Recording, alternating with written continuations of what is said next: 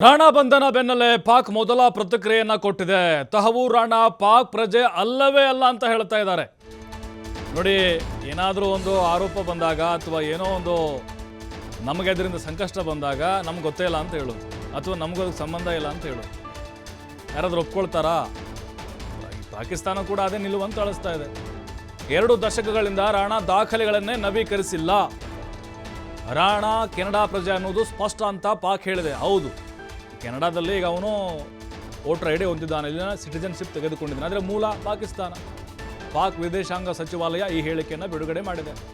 ತನ್ನ ಸಂಚು ಬಯಲಾಗುವ ಆತಂಕದಲ್ಲಿ ಪಾಕ್ ಈ ಹೇಳಿಕೆಯನ್ನು ಬಿಡುಗಡೆ ಮಾಡಿದೆ. ತಹವೂರ್ ರಾಣಾನಿಂದ ದೂರ ಸರಿದಿದೆ ಪಾಕಿಸ್ತಾನ. ಗೊತ್ತಾಗುತ್ತೆ ಈಗ ಅವನು ಯಾವ ಸಂಘಟನೆ ಜೊತೆಗೆ ಸಂಪರ್ಕದಲ್ಲಿದ್ದ. ISIದು ಗುಪ್ತರ ಇಲಾಖೆ ಇದೆ ಅಲ್ವಾ ನಿಮ್ಮದು, ಅದರಲ್ಲಿ ಲಷ್ಕರ್ ಎ ತೊಯ್ಬಾ ಸಂಘಟನೆದು, ಅವನು ಡೇವಿಡ್ ಹೆಡ್ಡು, ಕಸಬ್ಬು, ಇವೆಲ್ಲ ಆರಂಭದಲ್ಲೇ ಗೊತ್ತಾಗಿದೆ. ಬಟ್ ಅಧಿಕೃತವಾಗಿ ಆಗಬೇಕು ಅಷ್ಟೇ. ಈಗ ನೋಡಿ, ಪಾಕಿಸ್ತಾನ ನುಣುಚಿಕೊಳ್ಳುವಂಥ ಪ್ರಯತ್ನವನ್ನು ಮಾಡ್ತಿದೆ ಆಗ. ಯಾಕಂದರೆ ಅಂತಾರಾಷ್ಟ್ರೀಯ ಮಟ್ಟದಲ್ಲಿ ಮತ್ತೆ ಮಾನ ಹೋಗಿದೆ ಅಲ್ವಾ ಅವ್ರದ್ದು.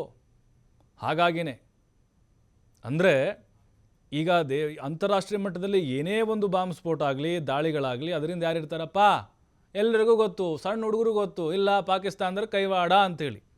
ಹಾಗಾಗಿನೇ ನಾನು ಸಾಚ ಅಂಥೇಳಿ ಪಾಕಿಸ್ತಾನ ತೋರಿಸಿಕೊಳ್ಳೋಕೆ ಮುಂದಾಗುತ್ತಾ ಇದೆ. ಅವನು ಅಲ್ಲಿನೇ ಹುಟ್ಟಿ ಬೆಳೆದಂಥವನು. ಏನೋ ಇತ್ತೀಚೆಗೆ ಆತ ಕೆನಡಾಗೆ ಹೋಗಿ ಬಿಸ್ನೆಸ್ ಪರ್ಪೋಸ್ಗಾಗಿ ಅಲ್ಲಿ ನೆಲೆಸಿದ್ದ ಅಷ್ಟೇ. ಅದನ್ನು ಹೊರತುಪಡಿಸಿದರೆ ಪಾಕಿಸ್ತಾನದ ಮೂಲದವನು.